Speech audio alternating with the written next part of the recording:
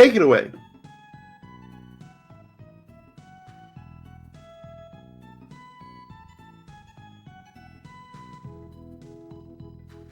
You're good to go.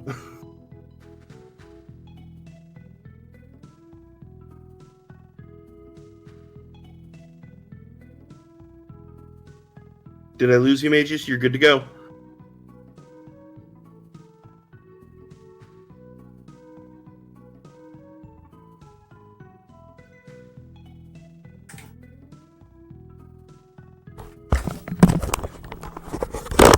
Sorry. Had to quickly go clean my glasses, because you know how it is. I don't know if you ever worn glasses or not, but it's like you clean them, and then you notice like 5 seconds later, just like you have like the little bits of stuff still there. It's true. You're good to take it away when you're available. I'm ready whenever, I guess. Do it! Just let me know when I'm live. You're live. Oh. Hi all! Hi all. It's one here. Again. I'm gonna showcase off Tenchi video game Hang. But before we get started, I do have to show one thing off. Because I tend to run on the Japanese version. This is the latest English patch for it, which sadly we actually had to ban in the speedrun. Although the old English patch from the very early 2000s, because this game came out in 1995, as a game based off of the old anime franchise. While I'm setting this up, I'd like to introduce my commentator, if they're around. Yep, sorry, was just pulling up my last bits of information. I'm sorry. All right. Repeat the question. I was just saying that introduce yourself on that one while I set this up to explain why the hell this version is. Yeah. Well, hello. You've heard me all throughout the hosting for the last couple hours. I'm going to be doing some of the tech speaking about this game a little bit. Like I said, I've got to do some commentary for this before, so no, just a tad bit more than the average bear.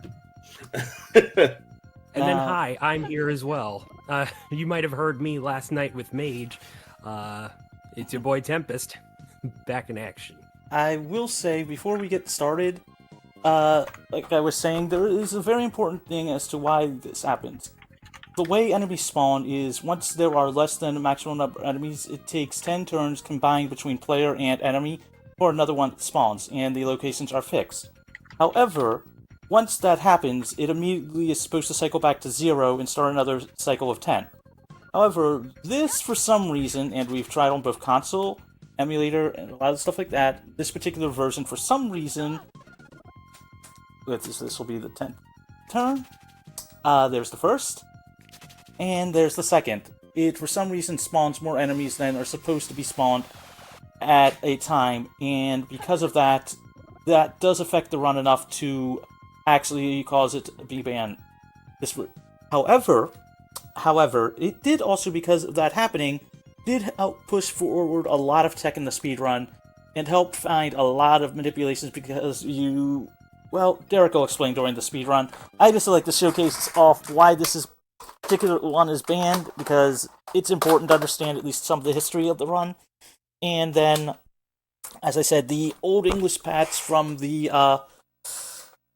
original, from the 90s, is still allowed. Anyway, you guys are going to have to get ready to start time, because I have to mash immediately. So, 3, 2, 1, start! Sorry, y'all. That's because the way the actual game's stats work requires me to actually be precise on that one.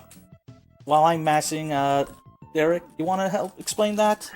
Yeah, absolutely. So, the reason why Mageius has to absolutely mash really fast right at the beginning is there is like what's called the pseudo timer, which is in the background running. It's doing your frame counts as your standard. It starts rolling as soon as you start the game.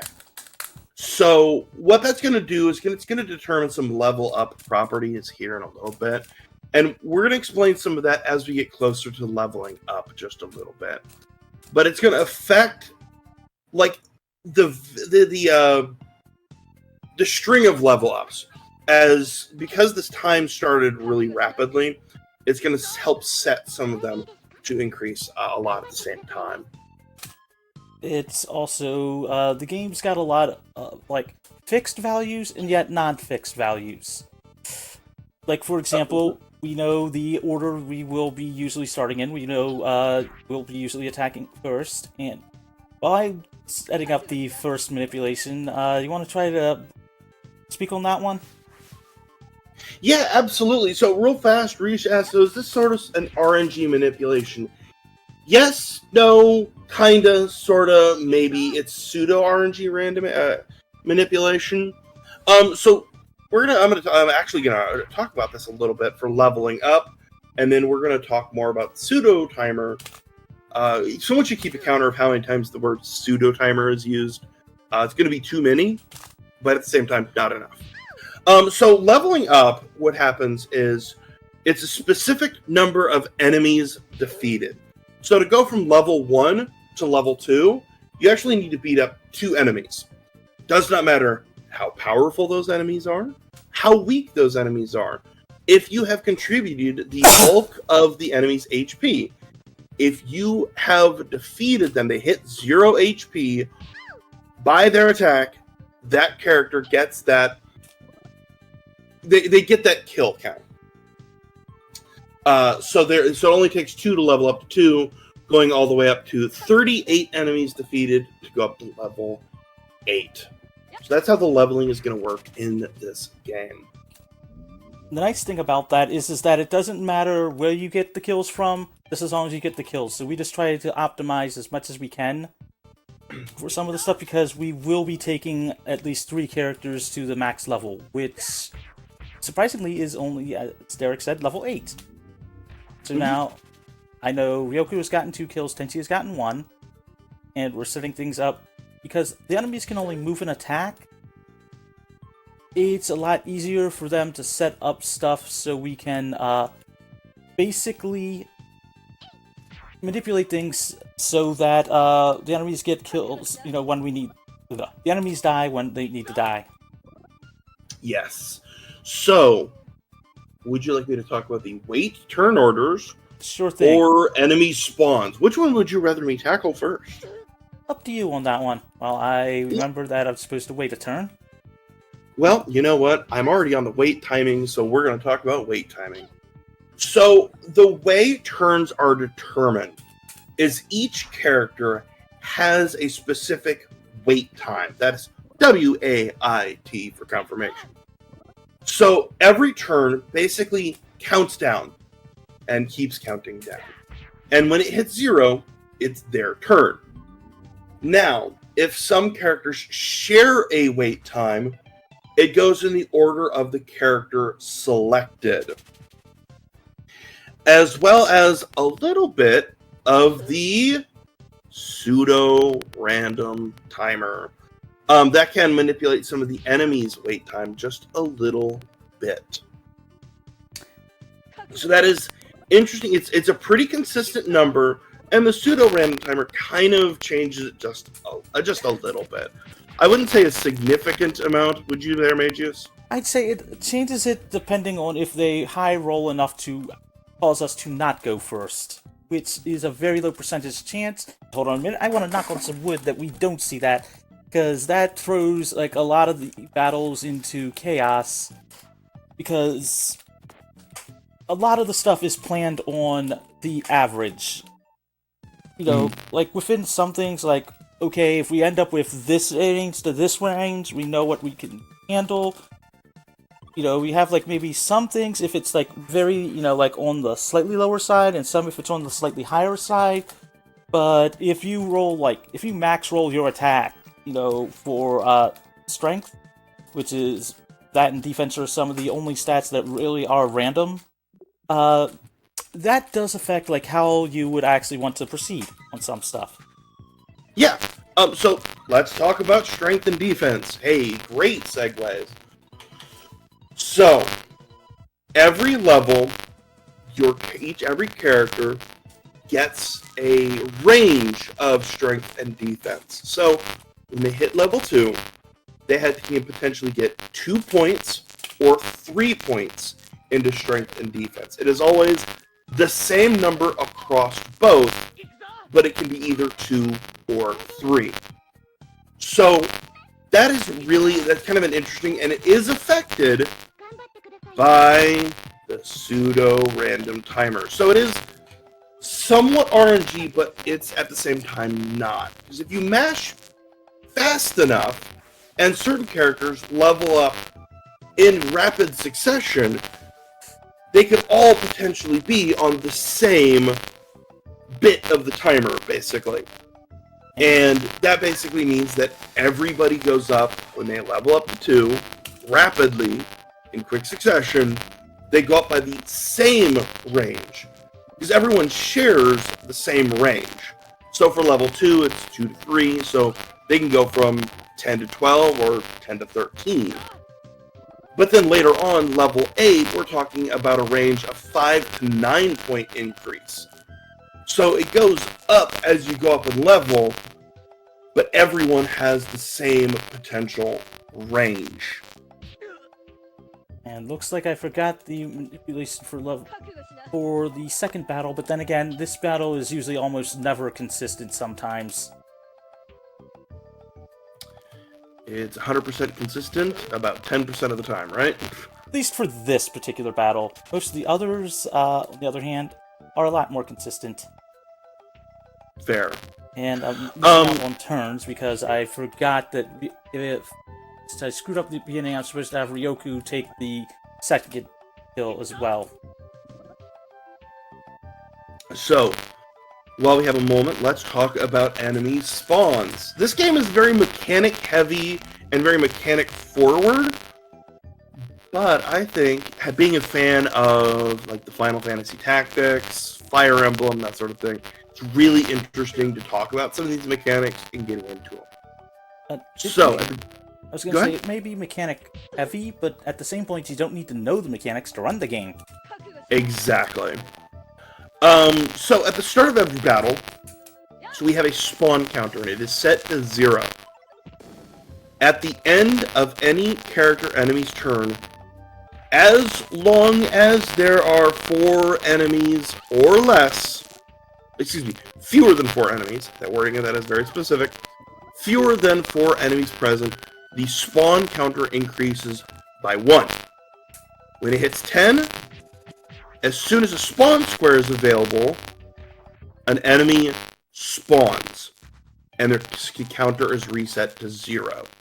So, we'll see later on some enemies and the manipulation of putting certain characters on a spawn tile, so, hey, the enemy can't spawn there, we just seen something spawn in. Like, hey, I'm on that tile. Yeah, so if you have somebody standing on that tile, the enemy can't spawn there. So it's not a... it's not like... the best example I can give is not like Final Fantasy Tactics, where it's like, you can place your characters anywhere within this area. It is, you can place your character on this square. So if you're body blocking that square, enemies out of luck. They cannot be there. They can't spawn there. And then their wait time is set from 0 to 7, so they're going to start moving at max within 7 turns. Yeah, like you can see here on that one, which I am losing a bit of time for making a dumb mistake, but at the same point, it's still early on, and although it will affect possibly the pseudo RNG, the rest of the battles are pretty consistent, at least for the early game. Mm-hmm. Just hoping it'll actually push it to us getting the good bits. Hey, we can only hope. Story-wise, it was just another day in the Masashi residence when some random people showed up, kidnapped Sasami, Ayaka's sister, and, well, we have to go get her back, and oh dear god, please no, no, no, no, no, no, no, no, no, no, no, no, no. Thank God! Hey, is that a moment to talk about the damage range? No. Yes, actually, and, oh, good god, and I hit the wrong button too, thank god for that crit. Well, that's what happens when you mash too fast. But at least I get a full heal. So there is a specific damage algorithm. I'm not going to go super into it. Yeah. But there is a damage range. So damage is not static. It is absolutely within a range. Which does affect some things as far as what you get. Technically, the enemies can take... there was technically a thing where it could roll a 0, but in which case you still do a tiny bit of damage. But at the same point, again, this is why I said, do you want to know all those mechanics when speedrunning the game, or just assume, okay, if it's in this range, I could probably get it like Pokemon. Mm-hmm. Yeah.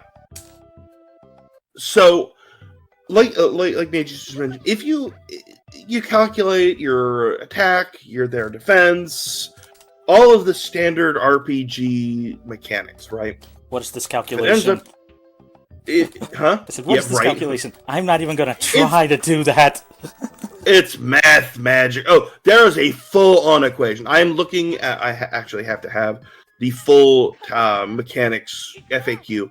God bless game FAQs and the ASCII walkthroughs. But there's a full mechanics breakdown, which is really fascinating. And it is, if you're reading it for fun, why? Good question. Why? But it gives you like a lot of good formulas. But if at the end of that formula you end up doing 0 damage, the game goes, we're not going to let you do 0 damage. And then it puts you in a different range.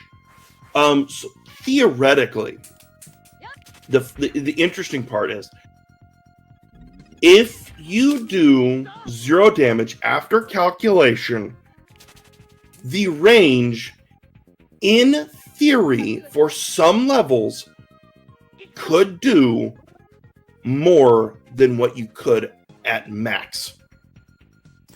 And the one nice thing about this level is we can position ourselves so that none of the enemies can hit us, and just leave a couple enemies on screen and just have them sit there to basically get a certain amount of kills to get both of our characters up to level 4.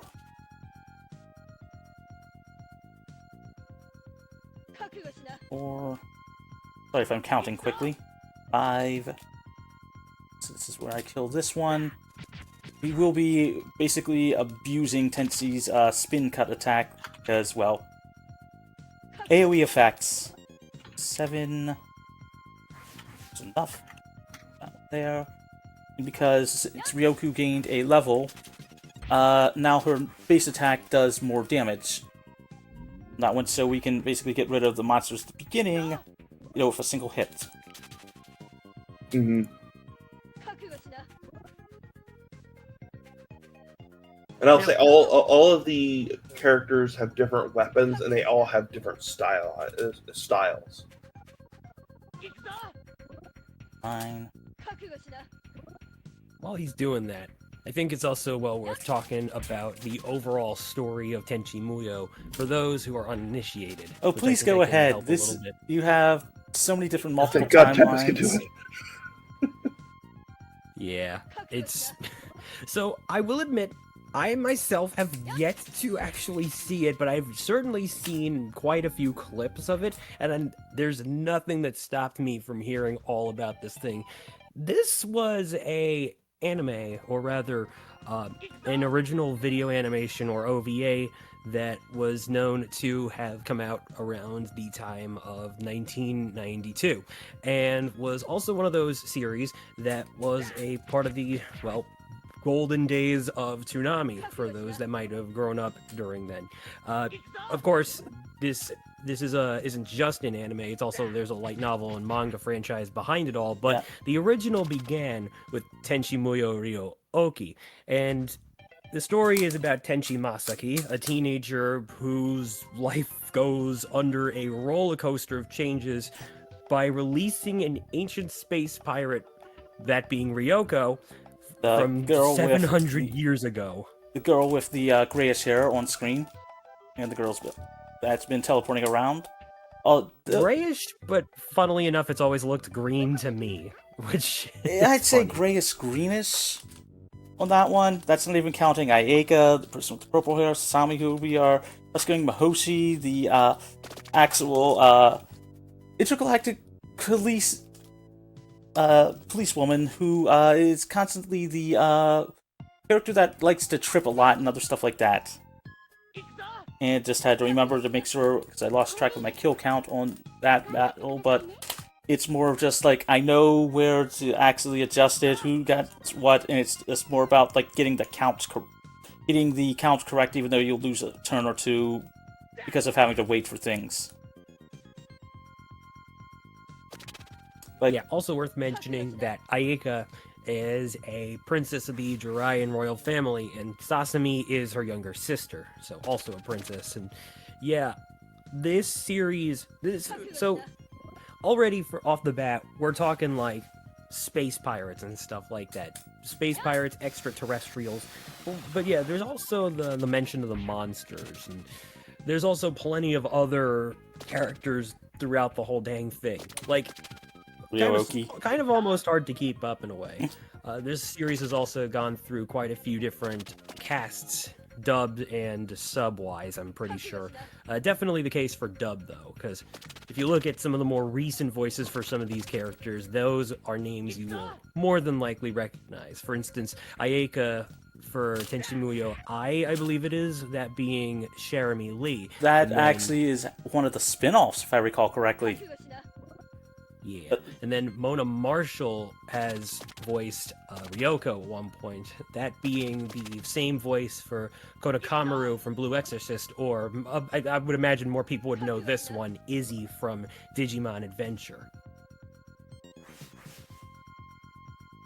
And now I will point out that one of the interesting things is, Tempest, have you seen the actual parallel multiple universe spanning multiverse timeline for Tenchi? I have not.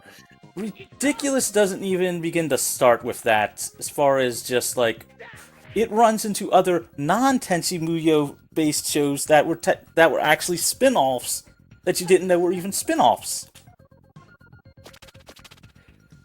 Yeah, I mean, you're probably gonna surprise me no matter what, so let's rip off that band-aid, shall we? I know I'm already screwing up some of the actual manipulation, but at the same point, I'm also remembering some of it as well. So it's sort of a, like, I remember this is what I need to do, this is who I need to kill, but remembering, like, these specifics, okay, I need to hold off and not kill this enemy until this piece. So losing a little bit on the turn count, but at the same point, that's why we have manipulations as far as just where the enemies move. There are sometimes saves where if you don't do things, or if you forget, when you need to kill an enemy or not kill an enemy or not move, it's like it'll cost you a little bit of time because of an extra turn or two, which I might add really does suck when the enemies all have the haste stat. You want to explain that one, Derek? Yes, I absolutely can. Sorry. It's alright. It's alright. Absolutely keeping. Oh, the haste stat. We love talking about haste. So so the haste stat, it definitely shortens your wait up to 3/4 of what it actually would be. So, for example, Ayeka has a wait time of 12. So it basically cuts Ayeka's wait time by 75%. It's 3/4 of what it is. So it really does absolutely help speed up between those turns. I might add that it is applied and your wait time is decided at the start, not end of turn. So if a character is already gone, then they will not get the haste stat until their next turn. Yes. Excuse me. I misspoke. It is not cut by 3/4. It is basically Ayeka goes from 12 to 9. Wait, timing. Excuse me. So it's only cutting out about 25% of the time and leaving 3/4. So. And math, Twitch math on that one. Yeah. At least our HP is consistent on that one. And right now I know that Tenchi just got level 5, so he is at 16 kills. Considering you get a move at each level, the reason why we do these specific battles is because we can kill all the enemies in a single shot most times, and the fact is that we want to get to at least level 6 before we start going, and me picking the wrong thing, thinking I was on Tenchi. So, talking about skills real fast, you use your energy when you do skills. So they begin the battle with 2 energy and can store up to 8. As long as you're not transformed, which I believe only a couple characters transform much later in the run. But at the beginning of every turn, they gain 2 energy. On the first turn, you actually start with 4. Which covers most of our basic attacks. Yeah. Damn, we're supposed to wait a turn. Yeah. Okay, you can still get the kills on it. Small mistakes here and there, but at the same point, what we're trying to do, and damn, I did not get a chance to see if Ryoko got a high enough strength to actually save a second on animation. No. Because the brains to be able to use her normal attack versus her strong attack here, be able to get rid of this enemy is 25. Slightly higher on the average, but you sort of get a sense of when you can or can't go for it, and not having that means I would actually have to take a gamble on getting a crit there. Also, we rescued Tenchi's grandfather, last time on Dragon Ball Z. I couldn't help myself on that one. You want to explain the relationship between Ayeka, Tenchi's grandfather, and Sasami? Because that's complicated in and of itself. Again, this story and the franchise itself is pretty complicated. I did read up that Tenchi himself has the weird distinction of having 2 different characters for mothers, both of whom are deceased, mind you. Yeah, that's not even counting his stepmother, who is alive, at least in the current OVAs that they've had going on. Which, then again, his half-brother is the main protagonist of one of the spin-offs as well. Because this franchise is complicated. They even showed one of the spin-offs on, remember Tech TV that became G4? They actually showed one of those on that. I miss G4. I'm gonna be real. I miss that channel. I will be honest, remembering where you are as far as your energy counts does save time. Remembering when you have moved or what turn count you're on. Sometimes you forget here and there, so you just cost a second or 2 here and there. But the nice thing is that you're really never going to truly lose a lot of time due to a single mistake. Let me rephrase that. You will lose some time to a very, very, very big mistake, but for other stuff, you're most likely not going to. I mean, if you pick the wrong enemy to kill, you will have to go out of your way to save something on it, but at the same point, it's not like you can't just adjust it by swapping a kill from another character to the character you accidentally killed an enemy for. It's a very forgiving game and speedrun.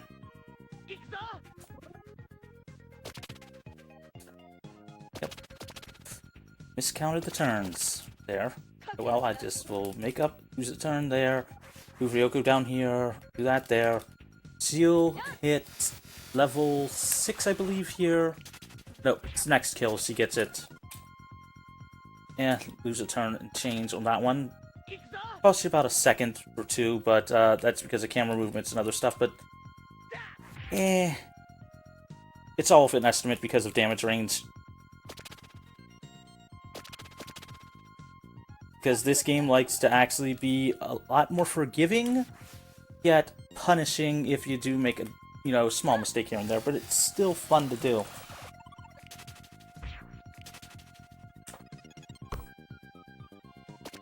And Ryoko hits level 6 here, and now we will see something very spectacular.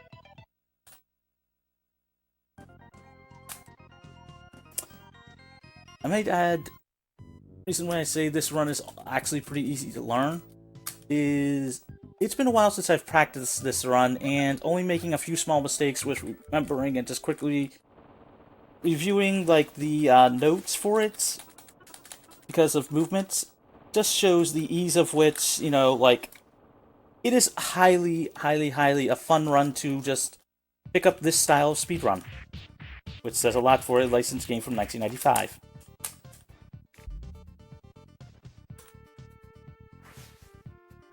Anyway, we're off to save Sasami. You will be taking the back route, which, although you would think taking more battles would be slower, it actually comes out to a balance point of if we can kill the 4 enemies faster, then it would be to either let more enemies spawn later on for getting a level, then it works out to being the exact same amount of time. Oops, wrong thing. And this is what you get when you're playing other RPGs and forgetting some of your menuing. But it happens. And now Tenchi just hit level 6. We'll be getting Ryoko to have 2 kills, putting her at 24. We are hoping to get exactly 30... I'm wrong there. Wrong there. I'm forgetting some dumb things here and there. But, essentially what we're doing here is just setting stuff... Wait, Tenchi's are 31 at level 6? Did I see that correctly? Someone please tell me I saw that correctly. It looked like 31. Oh, for the love of God. That seems really low. No. That's high. As in... Oh, 31. I'm sorry, you said 31 strength. You're not talking about HP. No, I'm saying 31 strength at level 6. You want to tell them where yeah, that is? That is high. You want to tell them where that is on the table? Yeah, absolutely. So at 31, you're only 4 points off of the max of 35. So right now, Tenchi is rolling monster strength right now. And Ryoku's so at 28, I believe, so really rolling on the lower side. So I guess that means for the late game, I will be using her. I will be using Tenchi for some of the damage towards the last few battles. She's at 38 at what? She is at 28, I believe. Oh, yeah, she is rolling only about 3 points above the minimum. So Ryoku is... Well, Tenchi stole all the strength rolls, let's put it that way. Which is actually better for us later on. See, we'll get the 2 kills there. Ryoku using that one there. We'll move her here, hover there, be able to one-shot this enemy here. As if she had a higher roll, I could attempt to go for the normal attack, but we're just going to use that to guarantee it.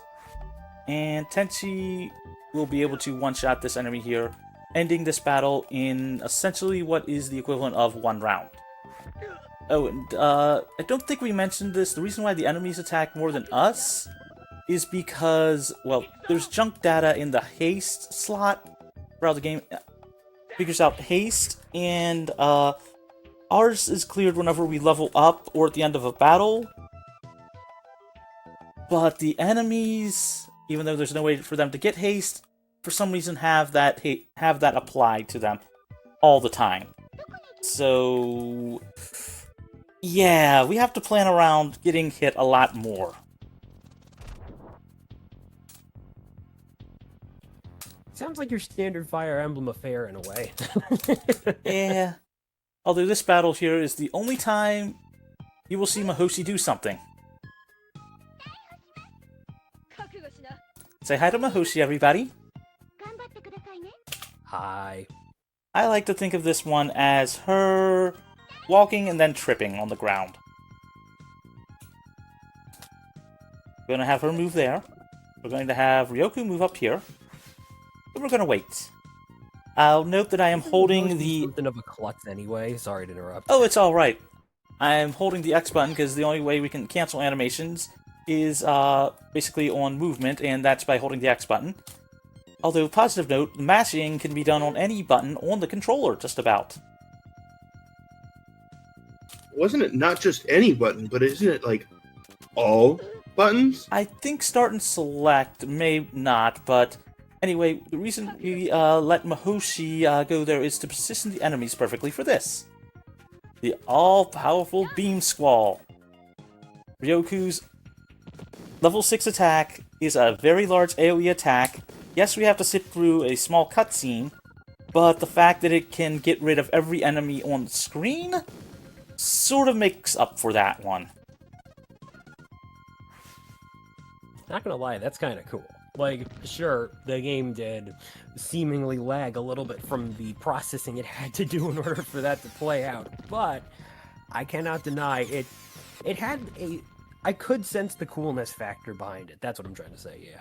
I mean, it is nice. Also, we're at the hardest map in the entire run. The hardest map in the entire run. Most likely it's going to go one extra turn than I would like because of Ryoku's strength roll, but hardest map in the entire run. So, we're going to pick Ryoku. Now that we have this giant, nice beam attack, we still want Tenchi for some grinding purposes, but we're going to do this. And now I hold X until it's Ryoku's next turn.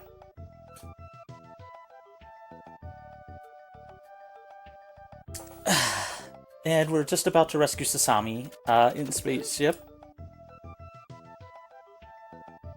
Mash through some text. It's Ryoku's turn. She has 6 energy. That's what it takes for this, and we're just going to use this. Now, I could calculate enemy health minus the attack damage, but I'll be honest with you. I am not the person to ask to do counting, ongoing maths in a speedrun. Shoutouts to those RPG speedrunners that can do that. I'm just going to say, I'm assuming it's going to be around this, and go from there.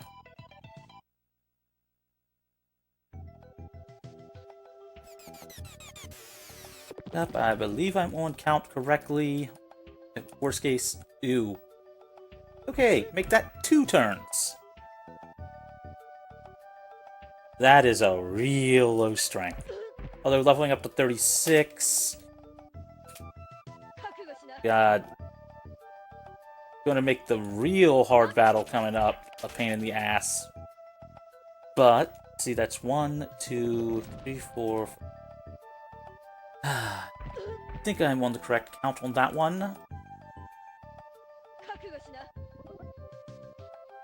She should be getting to level 7 here, I believe, if my math is correct. Either here or the next battle. That should be 4... 32... Either way, she'll get it on that one. It just means whether or not I did the math correctly or not for some things. That means it is going to be a very close one on the getting Washu battle. Washu being the other character we use that has the ability to buff our attack. And if we... Although we get the ability to get haste thanks to Sasami, since the enemies, have certain properties on that one, it helps, but at the same point you also want the ability to buff attacks. Since there's no... So while that's going on, I suppose it's worth asking, what is the overall story behind this particular game? You mean what's going on game-wise? Yes. One day, Sasami gets kidnapped. I forget by who. It's a rival of Washu, and Tenchi and the gang go out to rescue her. Wait there. Pretty simple plot, all things considered. Yep. That's pretty funny. We're just basically waiting there because the other enemies will come in close, and Ryoku can hopefully kill them in a single round. But again, that's strength. Well, She's leveled up to 36, so she should hopefully have that one there. We're hoping to have at the end of the next battle, Ryoku being at exactly 37, and Tenchi being at 29. This is to allow for the somewhat manipulation of what is arguably one of the hardest battles in the run, which is the first battle with Washu, since Washu is our third endgame party member. Because we go and collect her instead of having her join us later on, she starts at level 4, which is the equivalent of 10 kills. So we want to be able to have her actually be able to get her buff attack. And since we need her to be at a certain level before we get into space, we've got to basically make sure that she gets to that level. And the problem is that the stage we get her in has these 2 pink scorpions that are the last 2 enemies to spawn in if, an extra set of 2 of them spawn in if, we take too long. So those scorpions, not only do they move slow, even with skipping, they have a higher percentage chance of running away, and they spawn on the opposite side of the map. And since they go ahead of us, the camera pan is such annoying that essentially it's just worth actually trying to manipulate so we do not have to deal with that. If that sort of makes sense, all. I think it kind of does, more or less. I am forgetting my actual menuing. It happens with that one. That's always the worst. It happens with that one. Get this one, we get this one.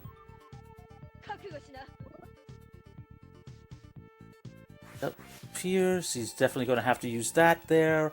The other enemy will come towards Tenchi because of how the certain things are set up for how the enemies target, which I don't think we have mentioned that yet.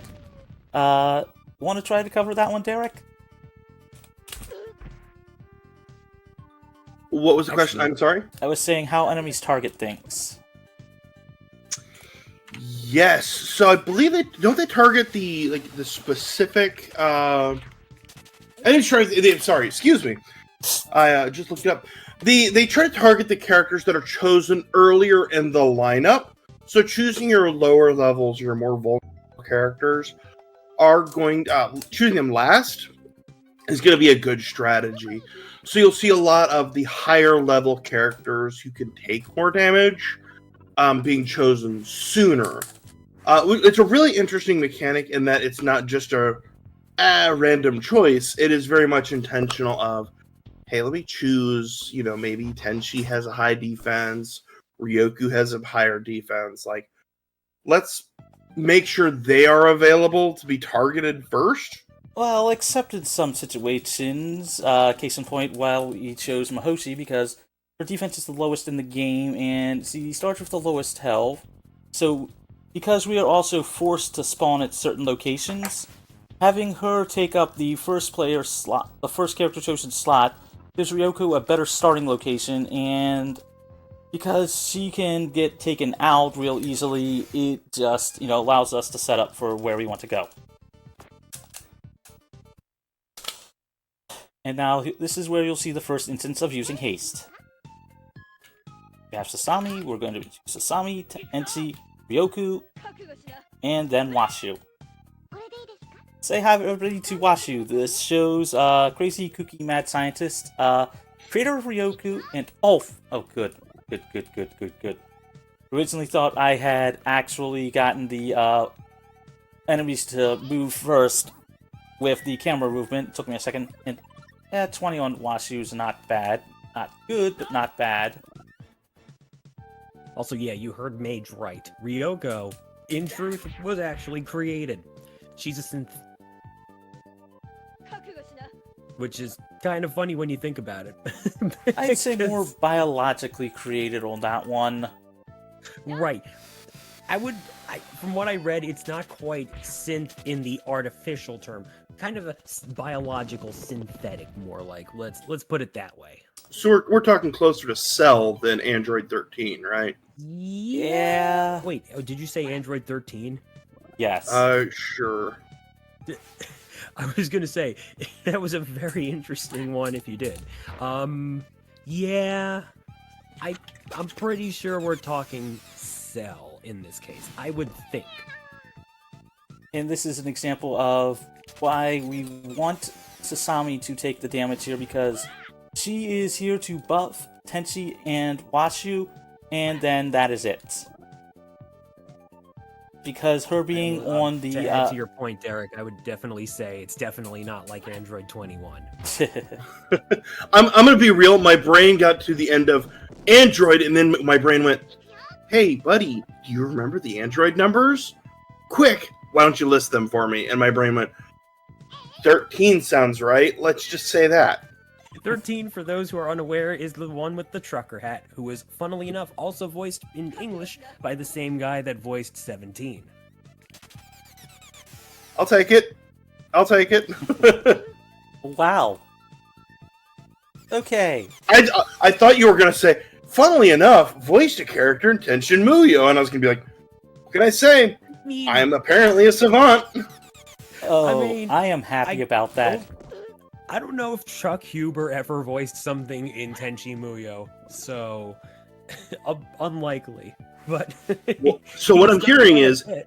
if any of the original dub or sub voice actors did voice in Tenchi Muyo, let us know in a donation. That's fair. That's fair. We definitely should test the chat's voice acting knowledge. I'd love to play along as a aspiring voice actor myself. Same. I would love to break into that. Yeah, and while we're at it, let's also go ahead and remind the folks who we're raising money for. That, of course, being the Transgender Law Center. The TLC is America's largest transgender civil rights organization dedicated to the liberation and well-being of gender non-conforming people across the United States. And we appreciate anything you can give to support them in this fight. Because don't forget, they fight for all the rights of all people to live freely and authentically. So this means that all the contributions we raise here for License-a-thon 2025, those will help support programs such as the Border Butterfly Project, which offers humanitarian and legal support to hundreds of LGBTQIA+ asylum seekers at the southern American border. And remember, folks, we do appreciate any small or large amounts that you can give. No pressure on trying to make it too huge. We've already raised $528 thus far, and I'd say that's still a very good amount, all things considered, given how much we also had managed to raise on day one. So great job, everybody. We're doing wonderfully here, I would dare say. And Absolutely. just notice where the RNG screwed me over, because this is where you can make a small mistake. I was supposed to move Ryoku over to be able to block a tile. Had to adjust that to Washu, and then because of how things work, I ended up having Tenchi get one of the kills that he's supposed to get, but Washu actually getting a critical, killed the second enemy before the other one could spawn in, so that means I now have to move one of the kills for Tenchi to Washu. Which isn't that hard. That means either I take an extra hit, no, an extra kill here. That'll put Tenchi at 31. Washu will then move over here. And with Tenchi's strength, I'm gonna worry about actually having him attack any of the enemies. Also, shoutouts to Ryoku getting up to 44, so she high-rolled her last level. We love a good high roll. And looks like Tenchi low-rolled 7. Like, I'm talking really low-rolled. God, do not screw me over on this one. I'm not joking on that one. Him at 36 means I need at least 1 point higher than the minimum for the secondary, for his next level. Correct one there. Put that there, good. It's these bluish enemies you cannot kill with a single shot except with certain high attacks. It's a lot easier to use Tenchi to weaken them down so Washu can get her last kills. Well, some of her kills. That one there. Washu's gotten 2. 4. I'm gonna have to remember that I'm gonna need to go to 5 here. Make up for not having the one thing in there. Move that here so that way the camera moves closer to Tenchi and the other enemies. So that way I can do this to sort of have it have less camera movement and allow for when the next enemy to spawn to make it a lot easier. This should give Washu her level 5.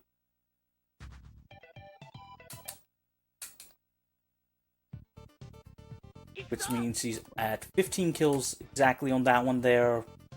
Sorry, 16 kills. 22, yep. Those two plus that will equal it out. So sadly, that means I have to wait here rather than killing this enemy. Which means I'm going to lose a tiny bit of time due to the whole having to wait on that one, but it's sort of like the price you pay for getting a crit here and there.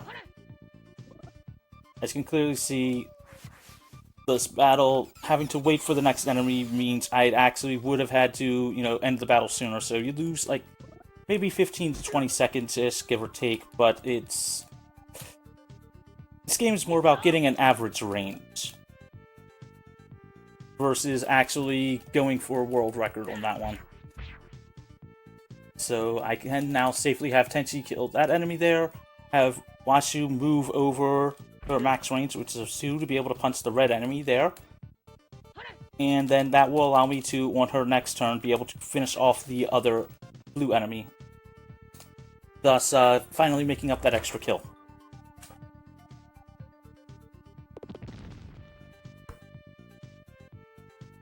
So now just gonna hold out, Tenchi should go, I can then wait, and then go for Washu to finish off the enemy there. Again, very forgiving on that one, as it is a quick way to make up a kill on that one. You really will almost never have to take an extra battle, you just sometimes have to wait for another enemy to spawn, sometimes. And yes, it can cost you a tiny bit of time, but at the same point, it all does average out. We're gonna go over here. I should have hit up there, but let's call that some manipulation. I have not checked Washu's strength. I will be able to do that during her first move here. If it is at 25, I can save having to actually buff her before I use her transformation ability into Nurse Washu.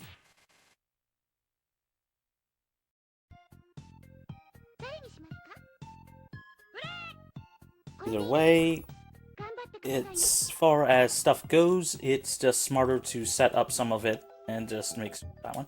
And oh, good God. Now I get the enemy roll first? Well, I won't say that's never happened before, but... God damn, at least I get to make up some time for them high rolling.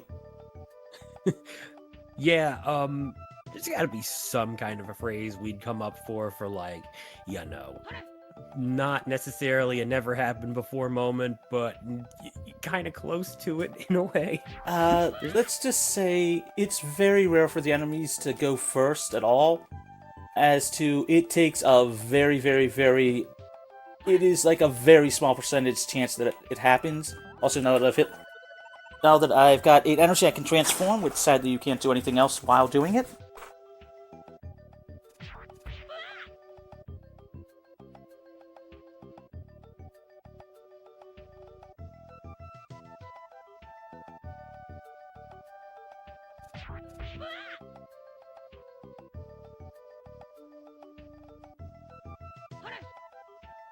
The reason why we picked this particular spot is so that way we can position stuff so that the enemies do not hit us, or only one of us does. So this way we can immediately just save time on that one by not having them attack. Because if we can just get them to pass their turn, it is a lot faster. And having Washu at 26 strength, the buff she gets from transforming gives her enough so that way she can one-shot all these enemies. If she had... go ahead. No, please finish your sentence. Oh, I was just going to say, if she had a 24 or 25 is still, like, unless you very low roll your attack range, At 24, you will actually need to use her her actual her buff ability to actually power up her attack strength to be able to do what I'm doing now. As the second set of enemies here are a lot stronger, and they take more than a single hit to take. For positive note, we get to do that one. Also note, when you are transformed, you do not get any extra energy. No, and when it hits 0, you untransform. Speaking of transformations, I have a feeling I'm going to regret asking or go, you know what, that was a dumb question, but why does Washu transform into a nurse? It is a reference to one of her things from, I believe it's the OVA, where remember, she is a mad scientist. What do mad scientists like to do? Experiment! Yep, in the words of Kusari from the 100 Girlfriends That Really, Really Like You. Oh god. Such a funny show. Look, my friend is so into the manga, alright? Oh. If there's one thing that he likes to bring up, it's that. Oh, what's even funnier is they got permission to adjust some of the stuff in the second season and add to that particular panel. I wouldn't know what that is, but tell me in the DMs just in case. Oh, no, it's not thing that bad. It's there was an entire page panel, if I recall. Just Google "Run Girlfriends Who Really, Really, Really Love You," that panel. Or something like that. It is essentially an entire page of the main character giving an entire speech that is like an entire page of just like, in a manga form of just like crunched together him speaking about how much he loves the girls. So, but okay, I'm trying to comprehend here. So, is it like an entire panel, entire page panel with only the text, or did they throw in some actual art? And this is not. Like it is just the text. Hunter It is just him on part of it, and the entire rest of the page is text. To the point that the anime adaptation sped it up for the actual him saying it in the anime. They made it an actual Blu-ray feature of them having it in normal speed. Oh, that's fun. That's fun. So that must mean that both the sub and the dub must have had the ability to like do both things in slow, like the initial recording in slowed down speed. That there's no way they did. Yeah, in all fairness, it is hysterical to see. Because it's like, you can pause to read it, but it is like the old, like, hearing a VHS, tape going, and fast forward type thing.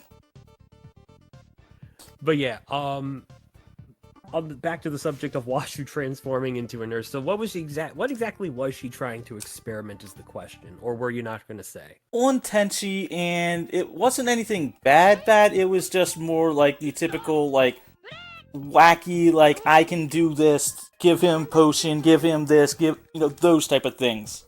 Nothing, extreme, for those that want to try to think that, but no, not that. Well, yeah, no, but, I mean... I'd like to say, I'm proud of the anime for not going that route. I'm going to be really honest. I'm proud. You know what? Everybody give them a hand of applause that they didn't go that route when they very easily could have. I mean, in all fairness, 90s fan service was a lot different. It really was. Think about it this way. Dragon Ball GT also came out in the 1990s, and there was that infamous moment of Goku playing the cosmic board game and having to deal with Chi-Chi with a giant needle. I mean, as I said, man. there are times from like the 90s where a lot of the 90s animes, it's early to do, really are not as remembered as well as they could be.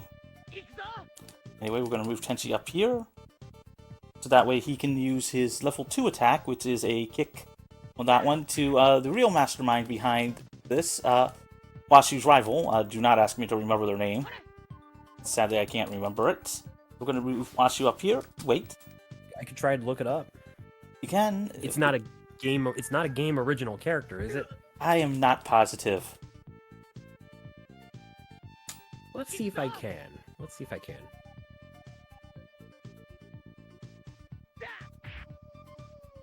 Okay, looks like Washu's going to get the kill here. So... Really? Is it Mizukai? Yeah, I believe so. Ooh, game FAQs for the win. It's either Sorry. her or the other Figured that out one. faster than me. I think it's either her or the other one. And no, looks like Tenchi's getting the kill then. Because, yes, could have buffed it there and got it that way. Yeah. It's rare on the actual math sometimes as to whether or not you will get a kill sometimes here and there. And hopefully this... Yep, this should kill. Yep, gets the kill, so Tenchi ended up doing that one. If I had really wanted to force Washu to get that kill, I could have taken the extra time to buff her as well, but given her strength, I opted to just go for the gamble of as long as she hits a higher damage threshold, she will get it. But now we are going to space. The moon, exactly. To chase after Ryoku, who has just been kidnapped. Because if it wasn't one of them, it had to be another. So we're just, messing through text. By the way, how far behind am I? Just out of curiosity. At the moment, we're sitting at 57 minutes, so I doubt it's that bad at the moment. I mean, your estimate for this is 2 hours, 5 minutes. What is your PB with this anyway? A 147. That's not too shabby, all things considered. I think we are looking A-okay. As long as it is a sub-hour leaving Earth, it is pretty good.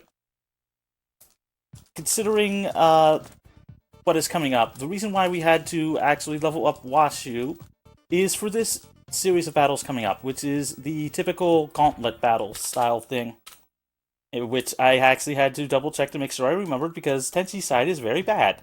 By very bad, I mean very, very, very, very, very, very, very bad and annoying if you screw up and more enemies spawn. Especially the last of them. But because we have Washu here, we're going to move her over here. Also, you can shout-outs to our other runner of the game for finding the setup. I just found a way to make it faster. I'm going to buff her up, and now we're just going to wait for all the enemies to come close. If done correctly, we will kill all four the very last turn before another one would spawn. Which you gotta love when just the math works out perfectly.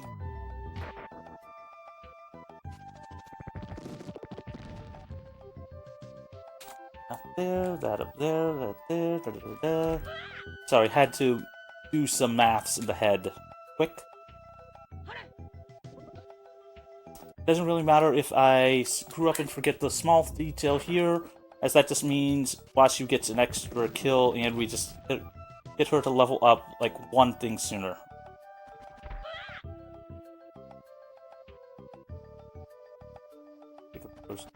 Yeah. I think I did the old route on that one versus the new one.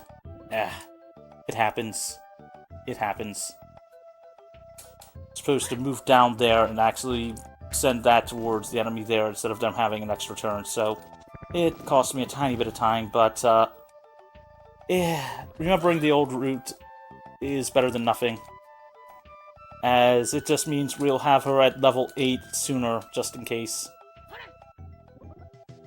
I do think it is bizarre that, all things considered, this game has a few things slow about it. And not necessarily in a bad way. I'm more talking about stuff like the enemies take a while to die. I just reminded myself of that as I just looked at the blue scorpion tank unit that you took out there.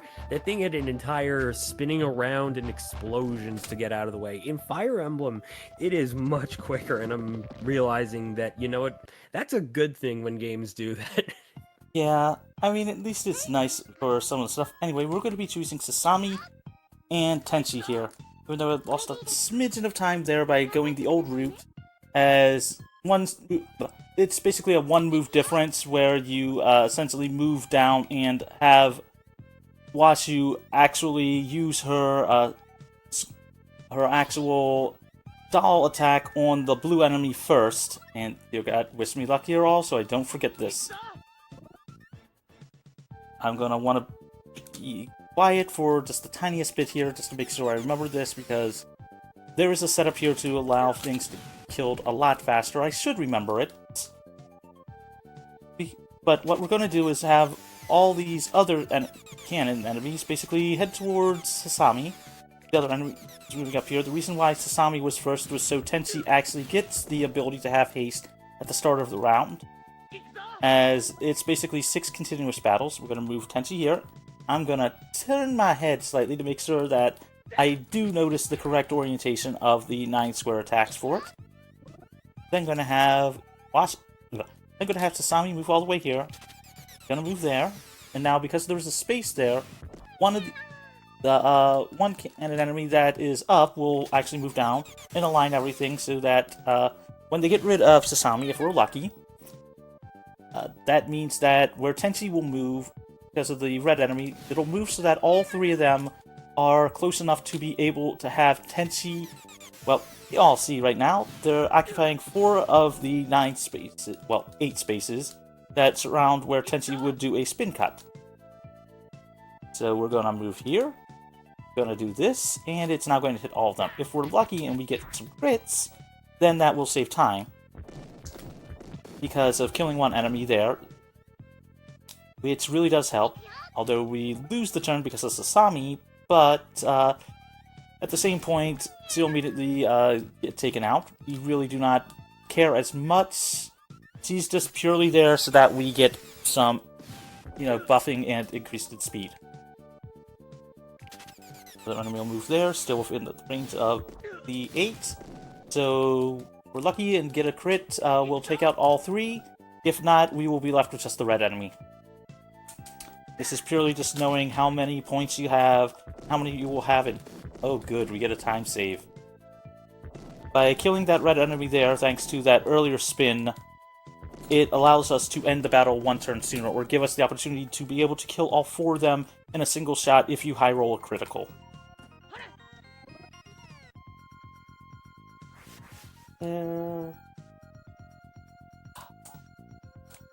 I would be remiss. Go on.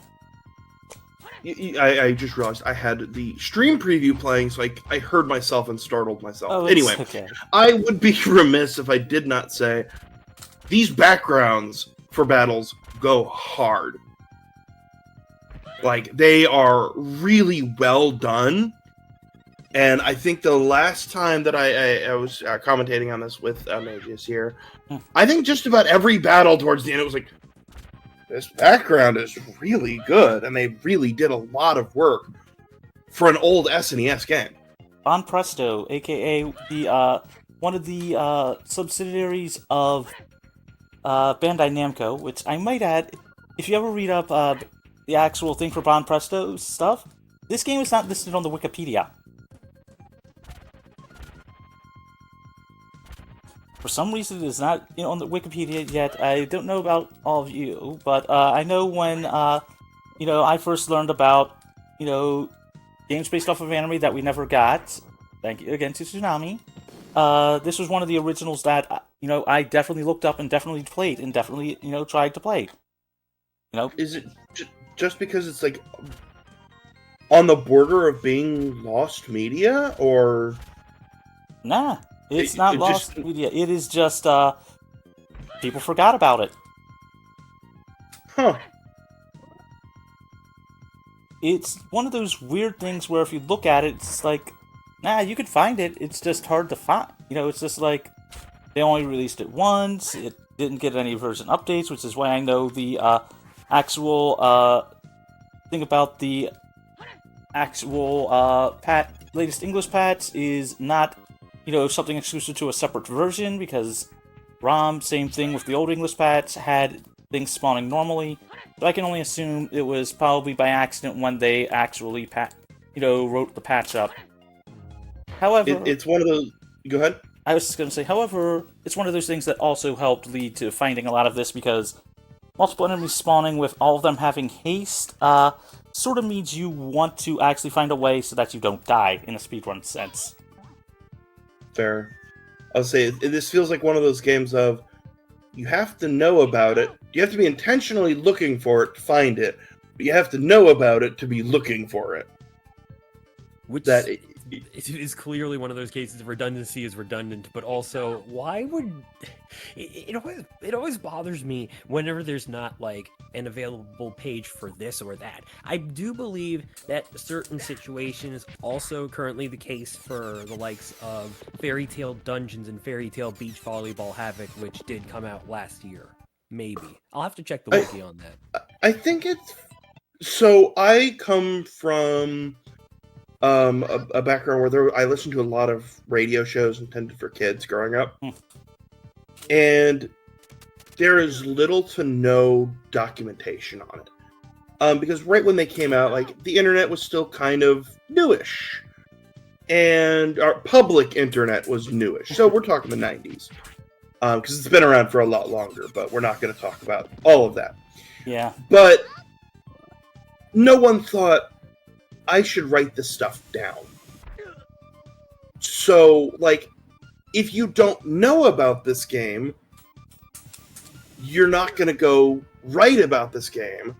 So what I'm saying is, Mageius, it looks like here's your time to shine to be able to put on your proverbial resume, I edit Wikipedia. Which I've done that for certain game wikis. Nothing earns you nerd cred like that. Positive, but it reminds me of the time when nobody would update the page of the proper plot synopsis of the first Naruto film. So I literally went and did that after having watched that for a college report, no less. It's because no one who doesn't know about this game is going to go write about it, and like you have to have played it to care enough to go and talk about it. So it's really one of those like catch-22s of like, guess I have to do it myself sort of situation. Yep.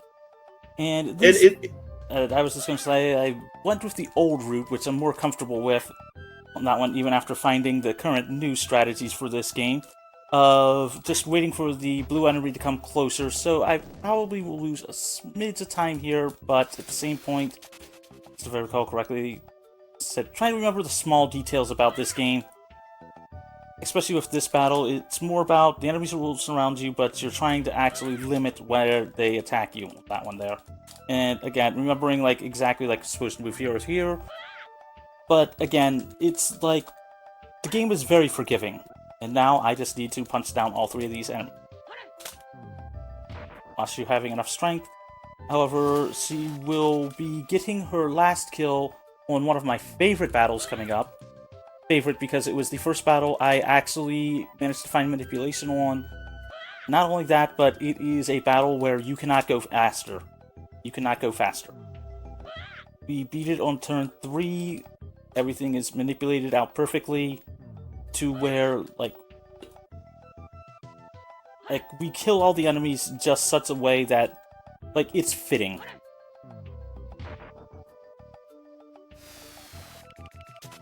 That there. Yes, damage sooner, but which means I have to take the extra one there. Actually, wait, is it that one? Or yeah, I still have to take it anyway on that one.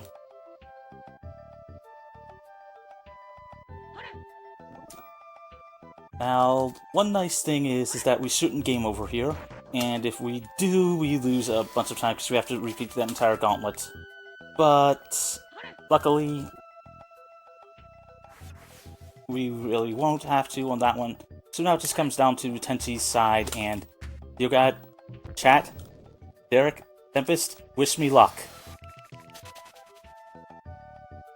Because this one...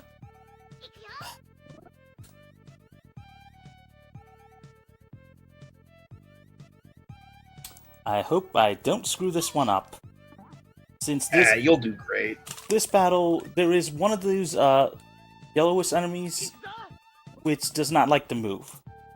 We try to position ourselves perfectly as to set it up so that way we do get it to move, or set it up in such a way that we can attack one of the enemies to have them actually be able to force it to move. Okay, we got it to move on that one there, so that's good. That means I can take the alternative route, or the actual good route. Yep, should be set up just so that way they are within range. Oh, nope. Got the one to move away, which is what you don't want to see. So we're going to move down here, move that there, have the blue enemy come there. I don't remember if it's the blue enemy or if it's the yellow enemy. I think it's the blue one for that one there, waiting. What we're going to do is have it wait, get the next one to come.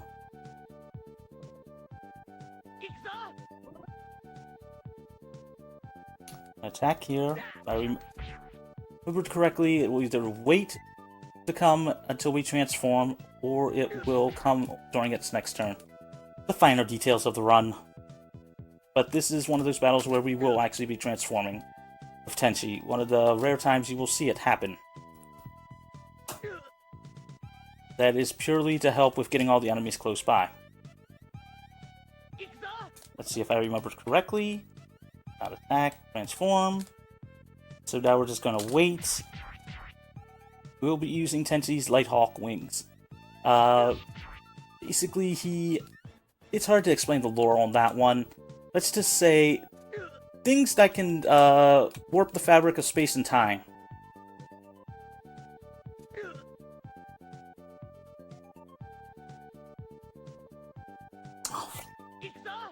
Yeah, silly me, I screwed up on that one manipulation-wise, so I will probably have to deal with at least one extra enemy, unless I get a high roll here. But, again, stuff happens. That's why the estimate. I'll get that one killed, get that one killed. Now, we move over there, hopefully get the other one there. Billy running away. I have to wait, get the other one to stay. I'm gonna have to check the total damage value on it. What's that? 22? Okay. Then I should be able to at least kill that one for spin, weaken the other one there, and then hopefully finish it just before another one spawns. If I'm lucky.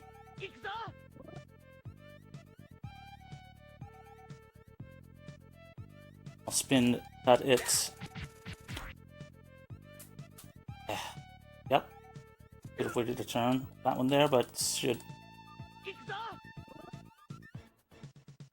Oh, good. Good. That was close. That's when you really do want to check your math for the actual amount of energy, because that is very close on that one. And we'll take a quick safety save here, and now we're at the moon. So now we're just going to mass through. Also, hi to our raiders. So, gonna mass through here, and now we're at the moon. So we're getting close towards the end of the run, actually. As I said, even with some of the smaller mistakes here and there, it still works out because of the fact of manipulating where the enemies move. We can't manipulate the stats to some degree. Thanks again to the pseudo RNG. What's the count for that, anyway? How many times have we said that now? I think it's roughly around too many.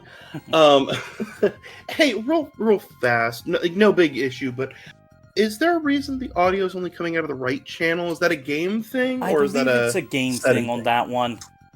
Okay, fair enough. I know, listening to it normally, it sounds like it's got stereo, but I know it's not the capture card on that one. It's one of those things where it's just like, you're not sure if it's mono or not, but it's like, it always just seems to want to do that. Sort of just set it over to mono on that one with the microphone, but as long as it's good enough, I think it's all good.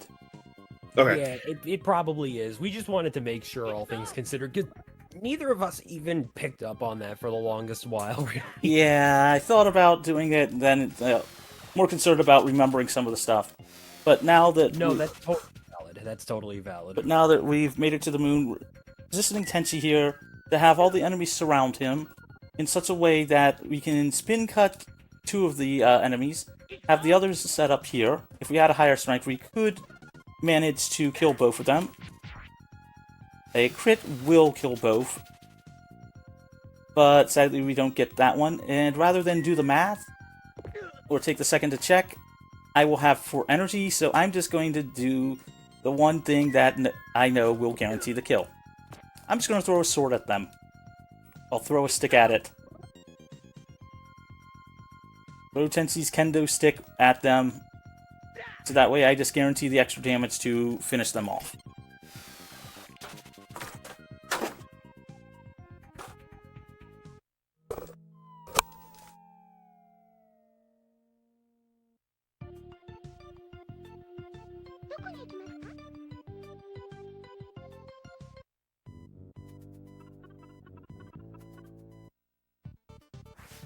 Also like to call out the rabbit with the giant ear hair. Ryoki? Yes. The series mascot. Anyway, we're going to be taking both Washu and Tenchi here.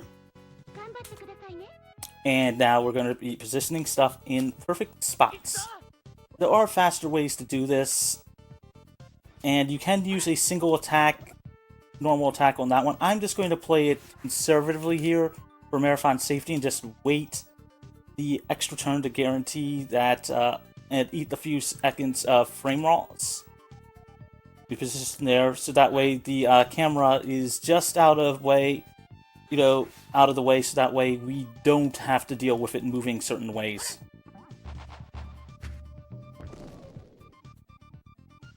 Because the enemies can only hit us, when we're right next to them. So we tend to just move it so that way we are not there. There's Washu's level 8. Tenchi, I'm going to move up here. A bit on the camera, but again, playing it safe using the old route versus the current, move here instead to save a second on camera movement. Because you do what you remember on that one. And like I said, for some of it, it's like, you save a second here, save a second there, lose a second here, lose a second there. But essentially, we are getting rid of all 4 of these. Tenchi is going to move right here, be barely in range. Throw a stick at them, I'll throw his kendo sword at them. And finish that one off.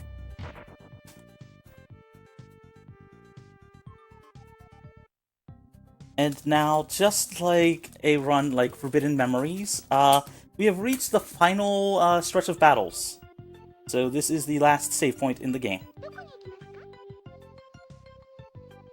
We have a battle here with Mitsuki, we have a battle with rescuing Ryoku, then we have 3 sort of battles in what I like to call Dimension X, another battle with Mitsuki in a giant form, and then the final battle. So, yeah. Here's hoping we get some good RNG for those. But in this battle, we're going to do the same strategy we did last time. Because Tenchi having a lot of extra strength just means, we can actually guarantee the kills.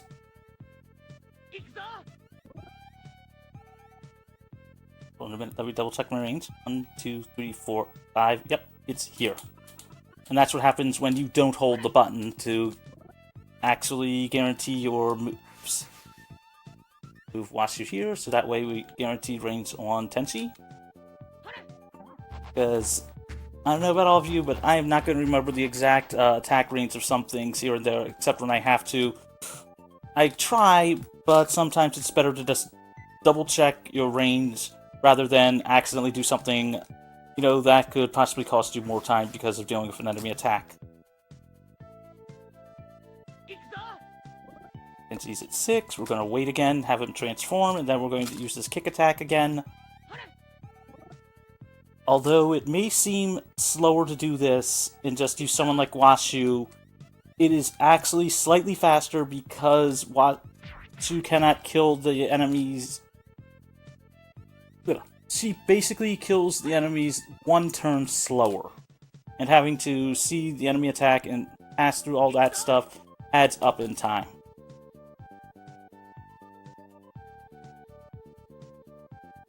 Again, bad menuing, but it is what it is. So Tenchi will do his drop kick here. We're going to move him closer just to make sure that we get our setup for if we have to actually do an extra attack. 74 attack is not that bad, one buff.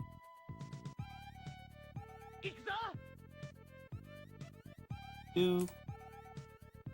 Even though I could move back, I prepared to set it up so that way... Ooh, got the crit, so that saves a tiny bit of time there. As this is one of the rare battles where we only have to take out certain enemies.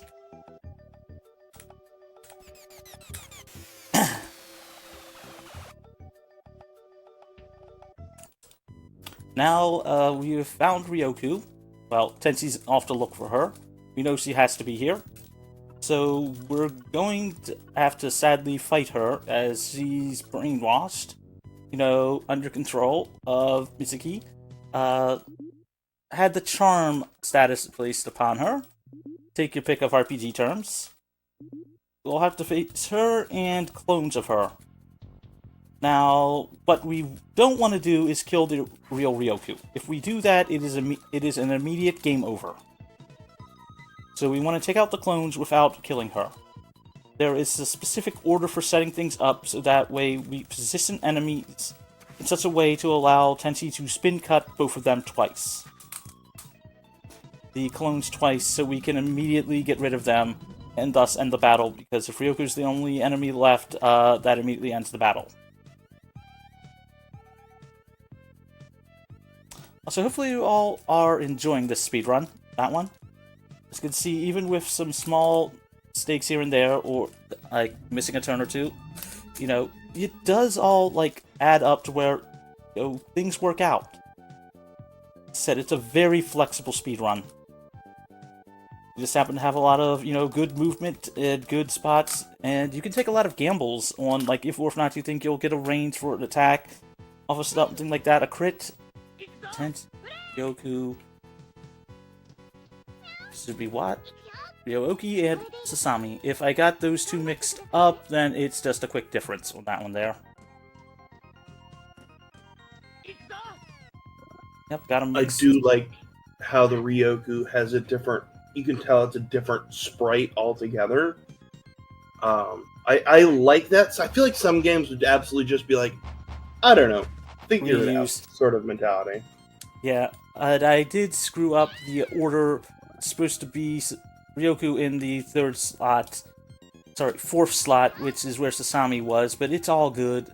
That just means I do a slightly different movement manipulation for it on that one, because essentially we're going to use Ryoku and Sasami to block spaces, since the enemy cannot go into certain spaces if a character is on them, so it's to essentially position the enemies so that way the real Ryoku is not by them.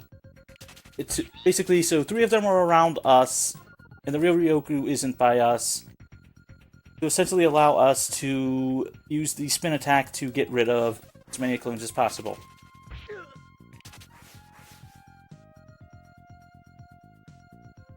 The other one should move up there, correct. The real Ryoku will move behind. Ideally, we would have preferred to have them one more up, but even still, Sami is going to move here. Washi was going to buff herself up. This is purely in case of the fact of if one of them does not one of them doesn't die, Washi will be able to finish them off. Yep, we got it. We got it. Just gotta tilt my head slightly to make sure I've got the correct spot. Congrats on that. 1, 2. No, it's up 1. Again, isometric viewpoint and making sure you've got it. Tenchi will be able to nearly kill them all. And essentially, because all three are like that, and the real Ryoku should not move and should just attack Washu because of her strength value now, we can set it up to essentially guarantee the kill. provided we get good damage rolls. Nice. Yeah, you did get a very nice damage roll to begin with. So, what is their HP total? We'll see in a second. You can probably look it up, and either way, the real Ryoku attacked Tenchi, but oh good god, are you serious, game? I get a low roll there. Okay, that means this is where, you know, the 0 damage formula can come into play. They're all now at 1 HP. Except for Ryoku. That means I... Yep. Free time free time save next time. But in all seriousness, we do what we can do to just make sure everything works out. Washi will punch down the other one, Tenchi will hit one of the other ones, and that should be the battle. Or I miscounted on the spin attack, and you have enough to spin cut. Because doing math during the attacks, you know, is a thing. And by that I mean, like, you can try to track the points, and for some battles you really do need to. But at the same point, as long as you know you could get to X amount of damage or X amount of hits, you can usually get things to work. Again, shout outs to the amazing mechanics guide, because it'll tell you, like, this is what your base value is going to be, and then adjust it via damage. So I just take if this number is higher, go with that, because it'll probably kill them. And also we reached what I call Dimension X. I don't know about... Yeah.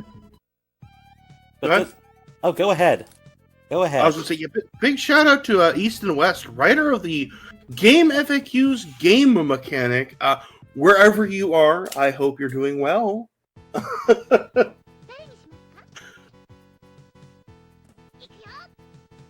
In the meantime, we're looking at a bit of a trippy background effect, aren't we? Yep. Took me a minute to remember the correct order here. Oh, I think this is supposed to be those two switched. But it is.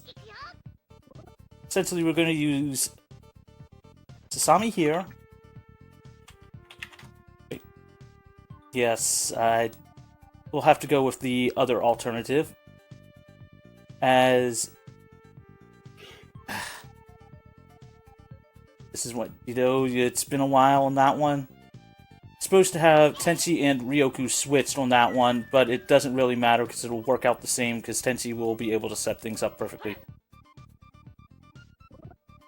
Wasu's going to go up here.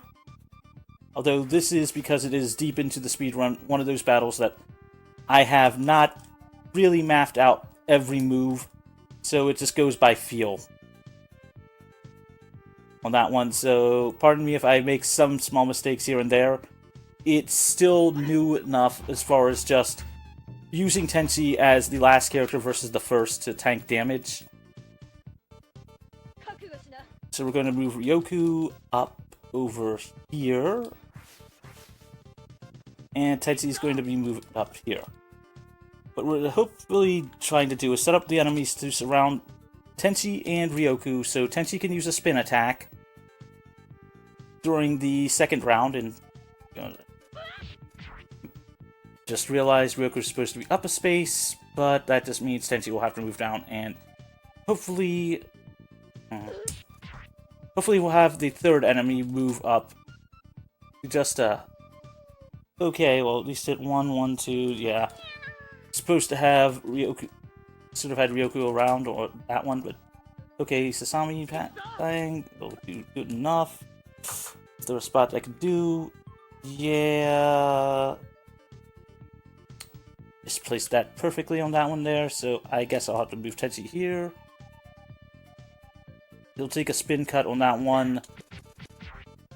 As I said, this part, because of how many battles you have to do in a row,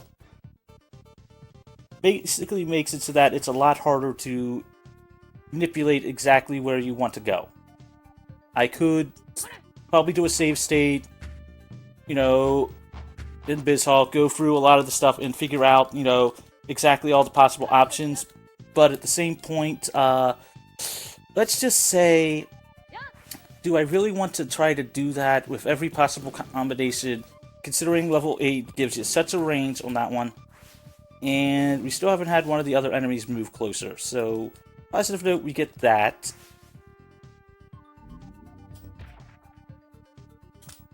The other enemy. I'm gonna use the same reference I did the last time I did commentary for this.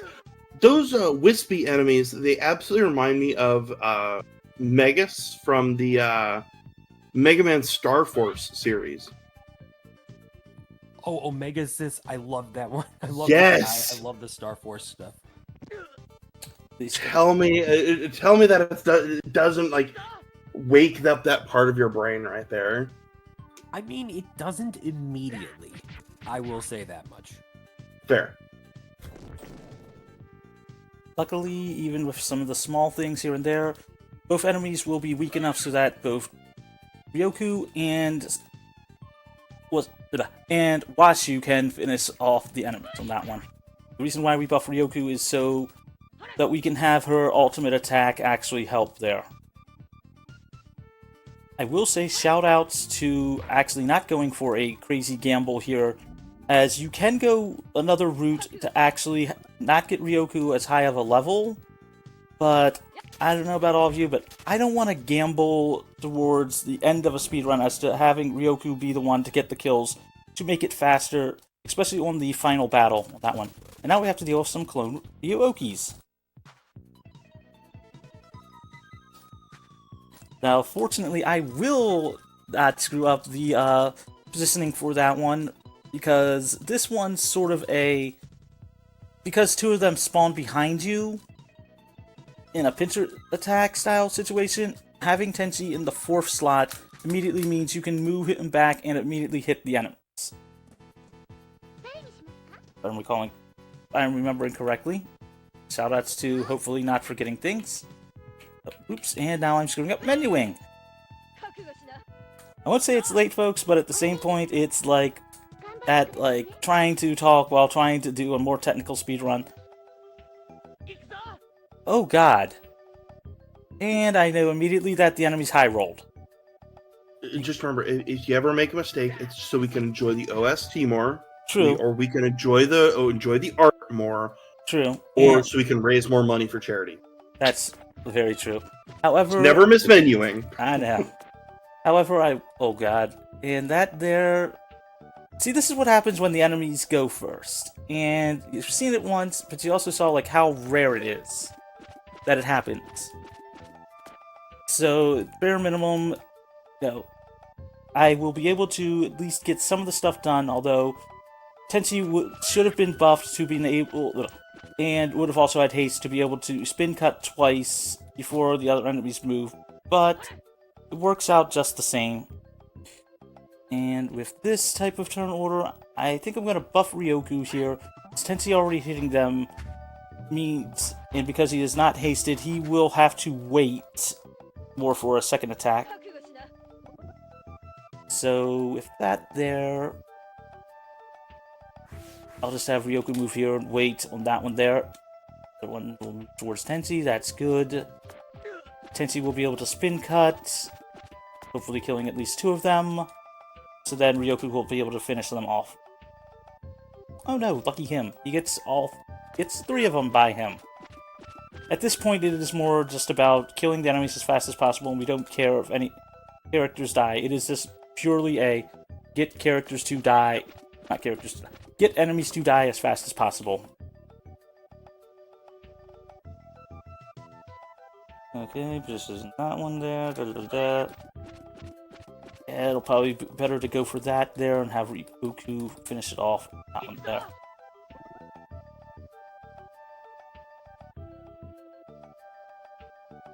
Took a bit moving the head, looking at that one there, and because of positioning, Ryoku should be able to have a spot to where she can basically use her Beam Squall to take out all the other enemies.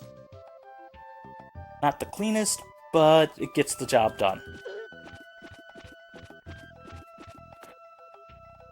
And shoutouts to the stat rolls going from Tenchi having a high stat roll to lowering down to like not getting a high amount at the end.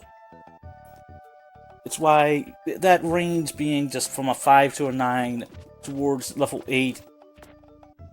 It's why you can't really plan out the endgame as much, but at the same point, you can plan it out some because of the on average amount of total points.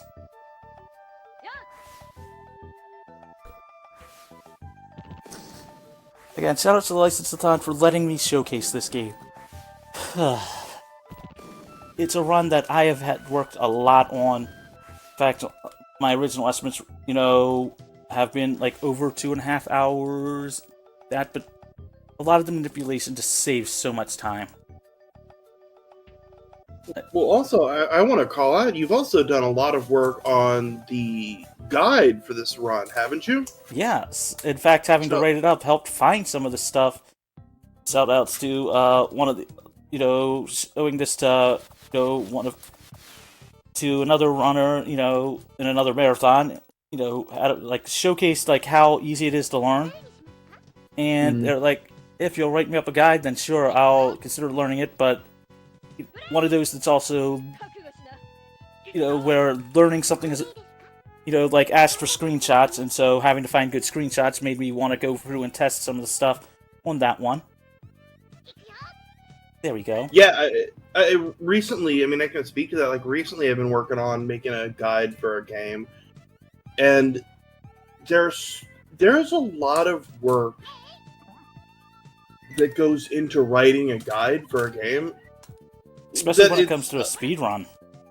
Well, and then especially beyond that, like, this game, there is a lot of, here are some fundamental ideas, but, like, you can't write, you will have X amount of power, X amount of defense, so you should be good. It's like, well, maybe you'll be here, but you might also have a low roll Tenchi. You have to kind of have there are certain things where you can instill, like, the mechanics guide is a really great thing to use, but you can't instill the game sense. Yep, and I won't say screwed up, let's call it manipulated this by forgetting that that the enemies are one space away from being able to do that versus the back two. Oh well, works out. Luckily, for this far in, we do not have to worry about more enemies spawning. After the first of the mentioned X-style battles, no more enemies will spawn, except for the Force, so we really don't have to worry about any mistakes on that one, or about just killing them as fast as possible. And yay, get lucky! As by that I mean that I got to take out one of them now. And because Tenchi weakened at least one of them, I should be able to have Ryoku if the others will be kind and move forward. Not really wanting to move as forward as I would like, so that means I'm going to have to decide with Ryoku's actual attack. Although that's the reason why I chose the particular order I did, so that way Washi would be able to buff Ryoku before her next attack, so that way she starts with it. Again, comes back to adjusting those damage value rolls. Anything range? Yeah, I'll go with that one and go with that there. So it should hopefully kill one of them. If not, it will weaken both of them to the point that Washu can help with killing the rest of them. And Tenchi will deal enough damage there to help. Shoutouts to also guides being... You wouldn't think about it until you start, trying to think about what you would want to say in a guide for a game. And shoutouts to a low roll there. For the enemy surviving with 2 HP. But, you would not think about, how do you describe this situation? You give them, like, an on average, this is what you should be looking at, this is probably what you're going to be in between. And so, follow all this, and if something happens, like, here's your options for what you can do if it doesn't work out. But with all this, I can have Washu, our friendly neighborhood, Oh, really? I have never had that happen before. Guess it's because I'm usually killing them fast enough to not have another enemy spawn. Well, learn something new every day. And I targeted the wrong enemy too, but it happens. This late into a run, you can't really control everything on that one there.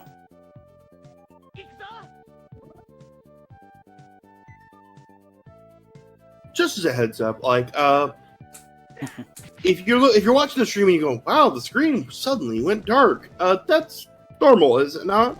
Hmm? If the game screen has like a weird color palette right now, like it looks darker. Yeah, it's like a That is- darkness thing right now. No, believe that that- is not. Oh, for some reason I felt like that happened last time. Yeah, it did. I don't know why. I do not know why. That's weird.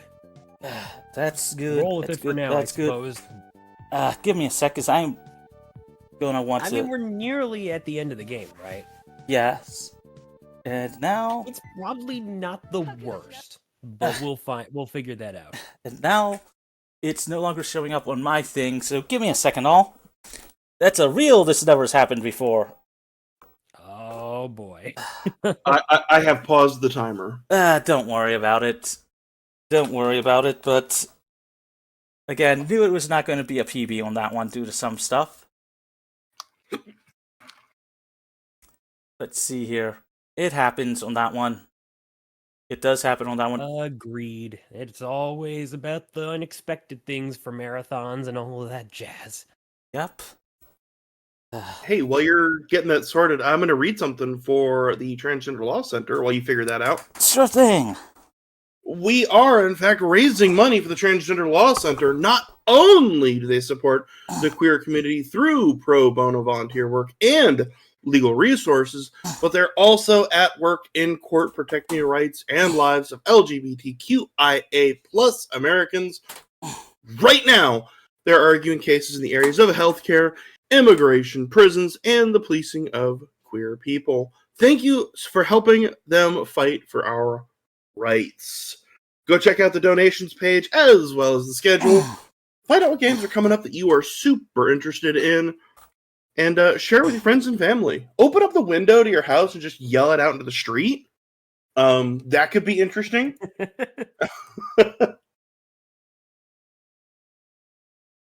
That's always a fun one. Yeah, and I'm just trying to see what's happened here. Please tell me either my capture card did not die or something like that. Do you want to transition away just for a minute? Feel free on that one. Just give me a second on that one. All right, folks, we'll be right back.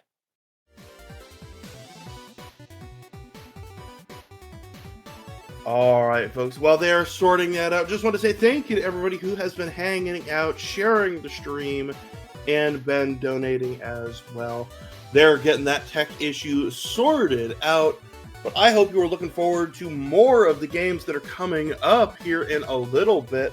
We've got Batman and Robin coming up right after this run, so be excited. Bring in your favorite Batman villain or hero. After that, we got The Abyss, Incident at Europa. And then after Disney Infinity Inside Out, and the Aliens comic book adventure. And we're going to end the night on Chronicles of Narnia, The Lion, The Witch, and The Wardrobe. All of those are going to be an amazing run. I've heard of all of those whole licenses. Maybe not the game, but absolutely the license. So I hope you are looking forward to those as much as I am. Just want to say thank you to as well to all the staff and all of the people behind the scenes who've been able to make this event go off so well without any issues, major issues at all. We got some of the best staff behind the scenes who are making sure that things get taken care of and that they are happening right and well. So big shout out. Take this time, stand up, stretch, hydrate. I know that I am in fact delivering this speech while I am in fact standing up. Decided to stretch just a little bit. Got to get in the stretching, and make sure to hydrate. Like I said, it's been warm in the area of the United States where I'm at, so keeping hydrated with water, coffee, soda, and energy drinks don't really count. It's got to be water or an electrolyte drink. Make sure you're hydrating to take care of yourself. Like I said, go find some food. That is also a good idea. I know that my lovely wife has brought me some food that I'm looking forward to enjoying. It is hard to get some food in while you're hosting, but we're going to make it happen. And a big shout out to my lovely wife for getting that taken care of. So I hope everybody in chat is having fun. What is your favorite old, obscure Toonami anime? I think that's a really good question. We got tension on the field. But why don't you drop in chat what your favorite old school 90s anime is, if you were able to remember old school 90s anime. Hang tight. I'm going to go check in with them, see how things are going, and I will be right back with you with a little bit of an update.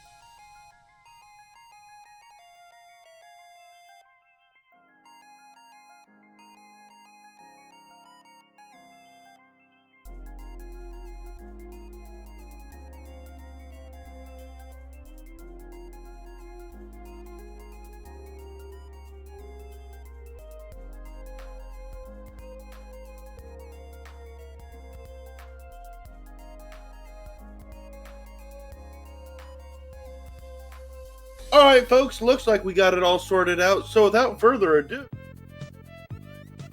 Mageius, why don't you take it away? Let's go in 3, 2, 1, go! Yeah, sorry all. For some reason, what we're using for OBS decided to act up on my capture card. Do not ask me on that one there. But looks like I'll probably have to deal with another set of enemies thanks to that. But again, in the estimates, it's gonna go through here, double check range. Should hopefully be in range. If not, of course not. Again, huge, that never happened before as far as the enemies on that one. But we just do what we can do. Oh no, that'll block Tenchi there. We go through there, on that one there. Move there. Yep, looks like because of that. Gotta love when a game trolls you. Now in this case, I'm just gonna start hurling a stick. So after dealing with problems on that one, it's more of just hurl a stick at them. So we're just gonna get through this as fast as we can. And today I learned that honestly, they still can spawn. I just end up getting them killed way before they end up needing it. Orders. That there, we're gonna do that there, we're gonna just hopefully get rid of this one, then have everybody pile on the last enemy.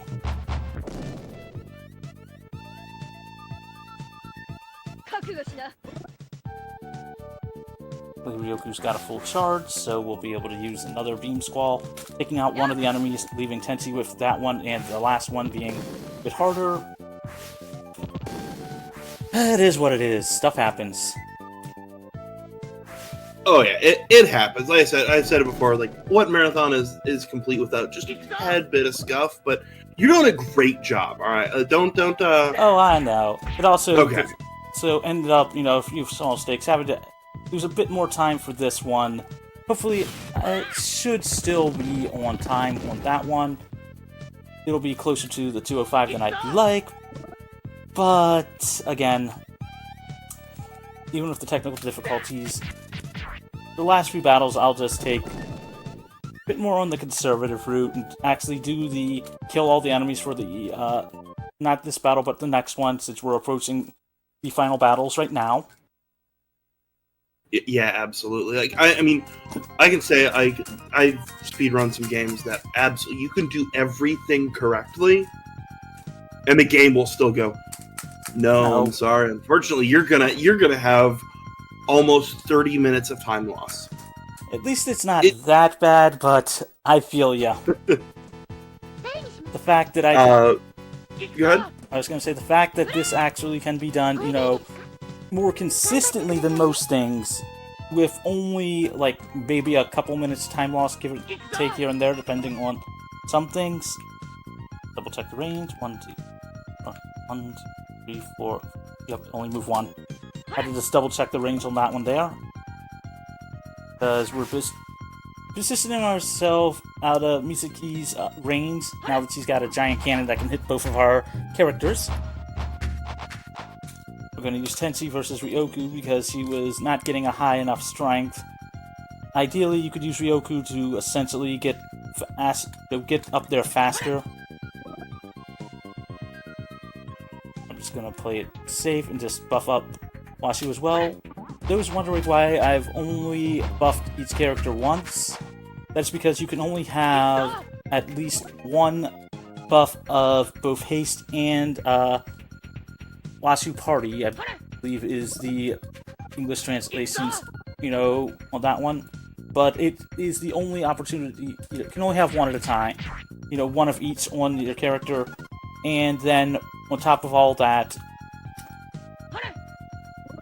if you level up, you lose it, or or it goes away at the end of battle.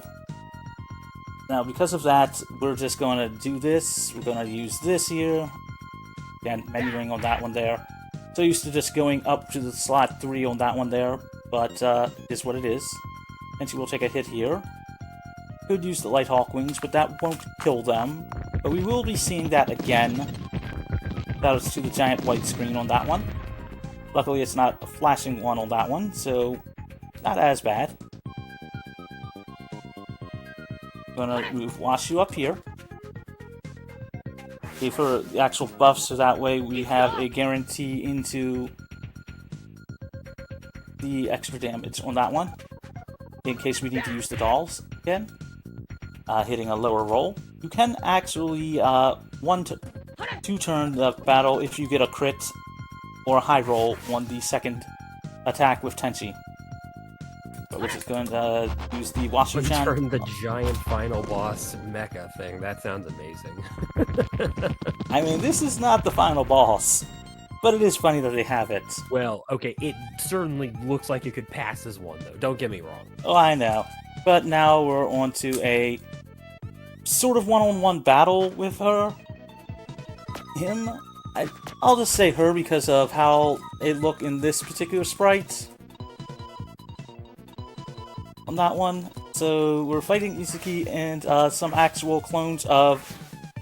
Oh, I think it's Shizuki? Basically, it's one of those two, and whichever one it isn't, it's the other. So we're going to basically take them out. We're on the final battle. We will be using the same party setup. Because of course. But in this case, I'll use Tenchi first, then Ryoku.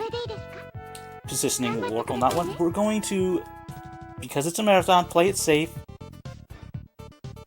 And one thing that it's very hard to tell, as considering how many battles we've had to do, is whether or not it is faster to actually kill all the enemies and then attack the final boss, or just go straight for the final boss, as both have trade-offs with the camera movement and everything else like that. We're going to be buffing Tenchi and Ryoku here. And shoutouts to, if anybody dies, Washu is going to carry, since she can also heal. That's one of the other reasons why we actually get Washu, is she can heal herself, and the rest of the party. So... here, wait there, try to get some of the other enemies to move closer. Just going to move here, wait, and just have them all come to us. Avoid the ridiculous giant attack range that Izuki's got. And just take out all the clones here. Now this battle, I know for a fact, we won't get any extra enemies to spawn. Although we will see that. Don't worry, that's all calculated in the run. Gonna wait here. Washu will be moved up here. Try to draw in some of the enemies closer. Gonna buff Ryoku. We're going to use her Beam Squall again. We will see Ryoku's ultimate attack on the final boss. Gonna move, double check listening. Yeah, we'll go with that there. Beam Squall, because I wouldn't be able to hit it otherwise. Ryoku should definitely not be in range of the of Izuki on that one. Izuki. Again, knowing the translations on that one, and again, I highly recommend this game, both in a speedrun sense and a actual gameplay. Nope. Yep. Out by one. Oh well, luckily Ryoku won't die, so that just means that she will get healed during the next battle, during Washu's next turn. And Tenchi is going to essentially sit there, and unless they give it to a perfect spot. Coin flip now. Do I want to? I can hit 3 of them there. Let's check the current health on that one. Nope, just wait. Take the transform. I was debating whether or not I had a shot at actually saving the turn and having them essentially having Tenchi be able to pump up, use the spin attack to hopefully get rid of them, but considering Tenchi's health, considering how much health they still had, it was worth just saying, I'll wait till Tenchi's next turn and take the transformation damage. Ideally, I would prefer to have had to hold off that attack and use the Transform Ryoku to go straight for the boss, but again, you do what you gotta do for some of this stuff.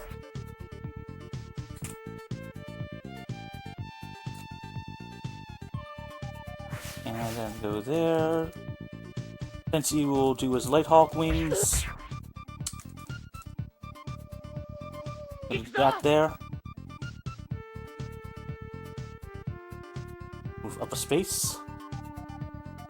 Again, since I normally don't use this attack as much, remembering how much range it has is still a thing. So we're gonna do this. Gonna have Tenchi use his attack.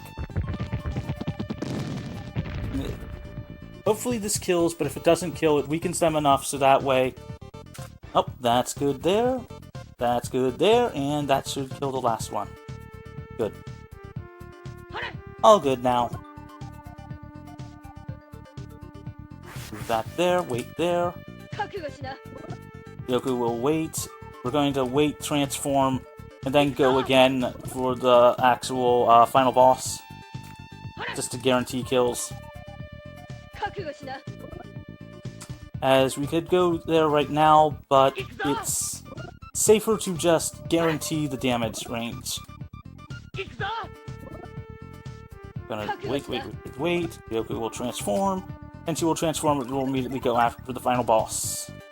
So time will be when the boss slumps to the ground on her knees. And I don't mean that negative way, just... You'll see what I mean animation-wise, so we're gonna... watch you just not need to transform. Ryoku can go here. Slightly further away, so I can't say... Make the talk to the hand with Ryoku's ultimate attack of a giant hand. Although Ryoku gets to show that cloning ability of hers.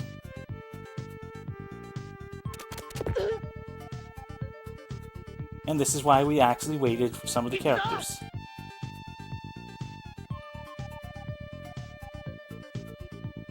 Tenchi, you in range? Nope. So we're just gonna take it this way then.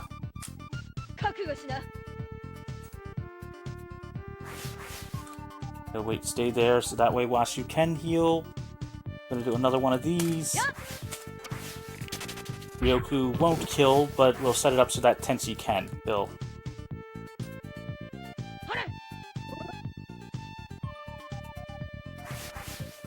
And because I want to play it safe, I will be healing Ryoku.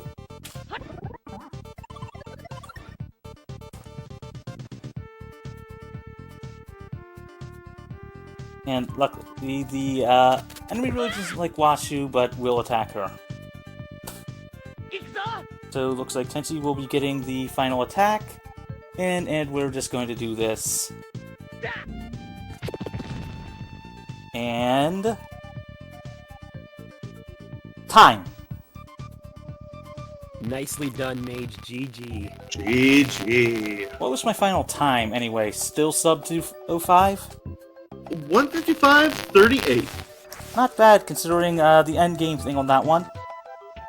Yeah, not bad at all. Like, as I said, it is the type of speedrun that, like, you can see, like, even doing some small mistakes here and there, and getting some horrible luck, like, you can still get a great time. Also, you gotta see this scene coming up, as it just shows the animation style and quality of the games. Just give me a second.